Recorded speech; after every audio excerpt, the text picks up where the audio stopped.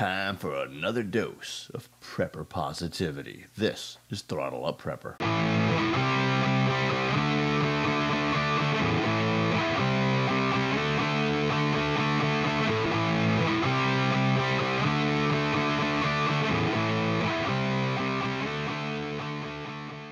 Hey, welcome to Throttle Up Prepper.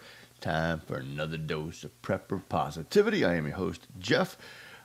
Welcome subscribers, new and old alike. And if you are brand new to the channel, I invite you to subscribe now. So, I was had a moment earlier this week where I was had this enlightened thing going on. I don't know what you want to call it, but a little tap on the shoulder from above, I like to think. And it had occurred to me as a prepper.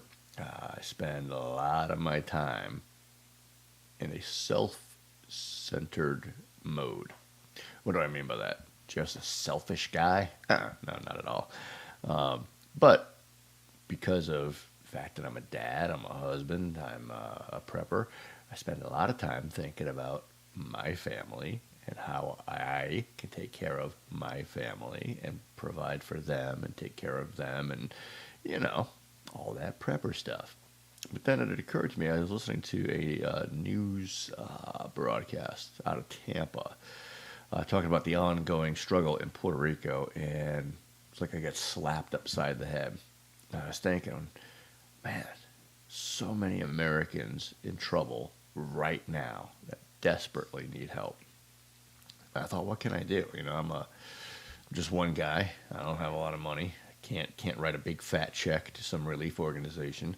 So really, what impact can one guy have? And then I thought about it, and it's so obvious. It's painful, but I wanted to share it with you today. Not because I'm looking for kudos, not because I'm looking for a pat on the back and, wow, Jeff, what a great guy. Not at all. Not at all. It took me, what has this been going on, 5-6 weeks now? I didn't think of this on my own. It just came to me, and I thought, you know what? Shared it with a few people. A bunch of us pulled our funds together, and we were able to do something great as a group. Now, maybe you're, a person of means. You can do lots and lots of stuff on your own. I encourage you. That's what this is about today.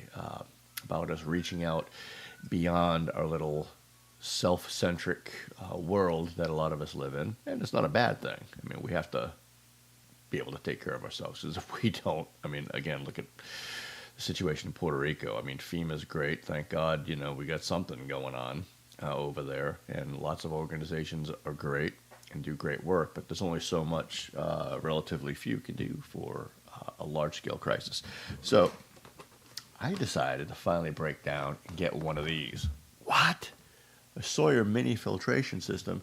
Jeff, you're a prepper. How are you telling us you don't have one of these? Well, I've got other brands, other things, other water filtration methods and products that can handle hundreds of gallons. And I got it set for the homestead. I got what we need. Neighbor / friend / prepper group member / congregation member has a well that works within 3/4 of a mile. If you take the long way, you cut straight through the public fields and whatnot. It's a lot quicker. So I've got it covered, but it had occurred to me that these little Sawyer minis can filter up to 100,000 gallons of water for $20. Depending on which model you get, this one here is $20 on Amazon. There's no way you're going to send 100 gallons of water for $20. I don't.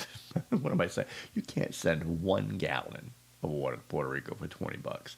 The shipping will kill you. It just so happens we know a pastor friend who happens to be Puerto Rican that's heading there this week, and decided to hook him up and try to do some good. So again, why am I telling you this? I want to encourage you, again, to think outside of your normal circle of who is your neighbor. Where did we hear that before? some ancient writing that tells us to look after our neighbor and to love them as ourselves. And of course, the question is, well, who is our neighbor? Well, we're all neighbors on this planet, so think of it that way. Now, listen, I'm not taking donations. I'm not heading up anything. I did what I did with the group that we're part of. What I'm suggesting you do is maybe pull together members of your prepper group, maybe members of your church or synagogue. Maybe you just want to, buy a couple of these. You don't have to worry about giving cash and so much going to administrative purposes within the organization and losing your impact. There's organizations out there that'll take physical donations like this and distribute them.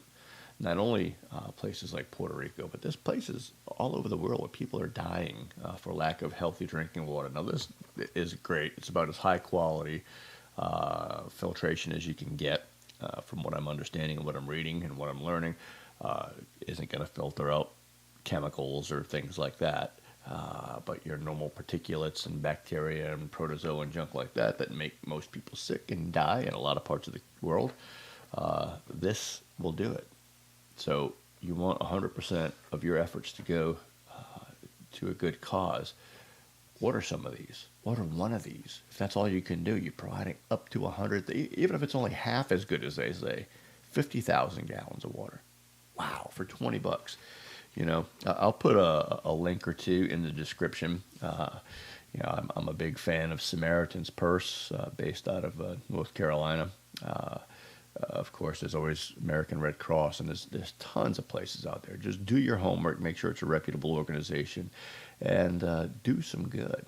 It takes a little light to push back the darkness, a little kindness to push back the hate. So let's do our part. And if you don't have one of those for your family, get one. I did. Listen, it's time for all of us to be prepared for whatever comes our way. So until next time, be safe.